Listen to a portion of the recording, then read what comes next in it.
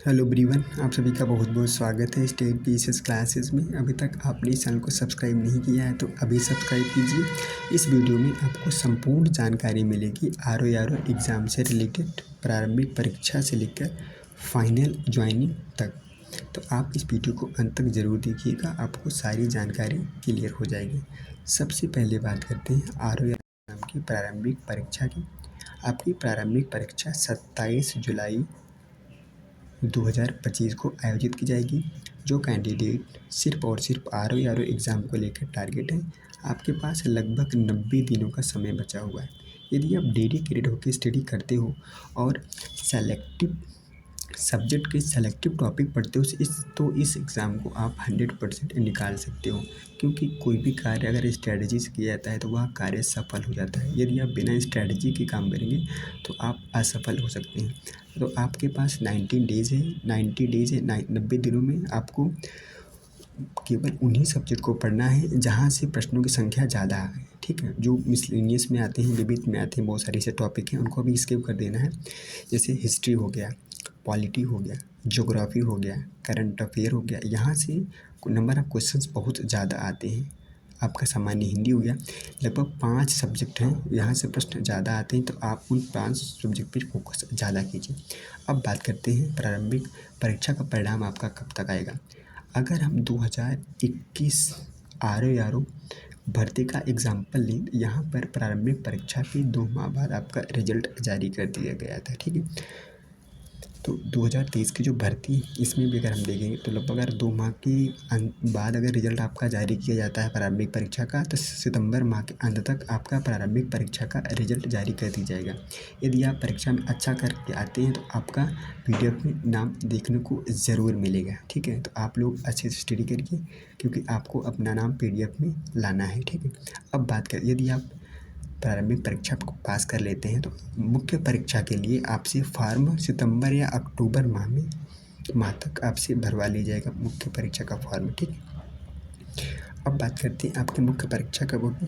मुख्य परीक्षा कितना भी लेट होगी, नवंबर या दिसंबर माह के अंत तक कैसे भी करके वह करा ली जाएगी। ठीक है, आप सभी को पता है कि भर्ती 2023 की है और किधर चल रहा है, 2025 चल रहा है। ये भर्ती ऑलरेडी बहुत ही ज़्यादा लेट हो चुकी है। आयोग भी चाहता है कि इस भर्ती को जल्द से जल्द पूरा किया जाए, क्योंकि कैलेंडर को मेंटेन आयोग को करना है। तो आपका मेंस की जो परीक्षा है, मुख्य परीक्षा है आर की, कैसे भी करके नवंबर या दिसंबर के अंत तक करा ली जाएगी। अगर मुख्य परीक्षा परिणाम की बात करें तो आपका जो परिणाम है, फरवरी या मार्च तक आपका मुख्य परीक्षा का फाइनल जो रिजल्ट है मुख्य परीक्षा का, वह जारी कर दिया जाएगा। और कंप्यूटर टाइपिंग भी अप्रैल माह तक कंप्लीट कर ली जाएगी। जब आपकी कंप्यूटर टाइपिंग हो जाएगी, उसके बाद फाइनल ज्वाइनिंग की बात आती है। फाइनल ज्वाइनिंग आपकी जून माह तक हो सकती है। अभी देखा जाए तो अप्रैल चल रहा है। ठीक है, अगर ये जून माह में होती है, आपकी ज्वाइनिंग होती है, तो अभी लगभग 1 साल आपको लग जाएंगे।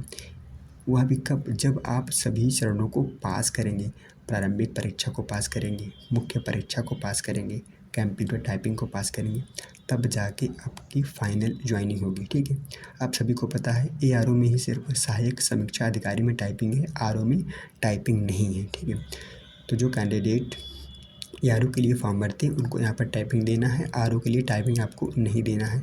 आपको 3 चरणों की प्रक्रियाओं से गुजरने के बाद आपकी फाइनल ज्वाइनिंग होगी।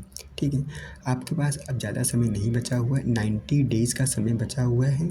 आप अगर मेरी बात मानते हैं तो आपको अब सिर्फ और सिर्फ सेलेक्टिव ही सब्जेक्ट पढ़ने हैं। जैसे हमने आपको बताया, हिस्ट्री पढ़ना है, पॉलिटी है, ज्योग्राफी है, और आपका सामान्य हिंदी है, जनरल हिंदी हो गया, और करंट अफेयर। ये 5 सब्जेक्ट हैं। 5 सब्जेक्ट ऐसे हैं, ये एक तरह के हॉट सब्जेक्ट हैं। यहाँ से प्रश्नों की संख्या बहुत ही ज़्यादा होती है, क्योंकि आप सभी को पता है सामान्य हिंदी के 60 प्रश्न होते हैं। लगभग 30 प्रश्न जो होते हैं वह करंट अफेयर के होते हैं, और 20 से 22 प्रश्न जो हैं वह आपके ज्योग्राफी से होते हैं, और 15 से 18 प्रश्न आपके पॉलिटी से होते हैं, और 20 से ही 22 प्रश्न आपकी हिस्ट्री से होते हैं। तो यह अगर 5 सब्जेक्ट कंप्लीट कर लेते हैं तो आप बहुतों से और आगे चले जाते हैं, ठीक है।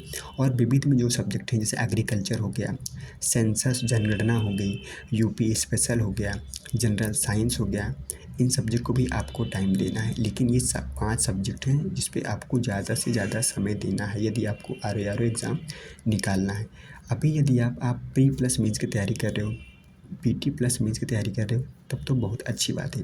यदि आप अगर अभी ओनली पीटी की तैयारी कर रहे हो, मेंस की तैयारी नहीं कर रहे हो, तो आने वाले समय में आपको प्रॉब्लम हो सकती है। क्योंकि वहाँ पे क्या होता है, अगर आप प्रैक्टिस नहीं किए रहेंगे तो आप ऐसे नहीं लिख पाएंगे।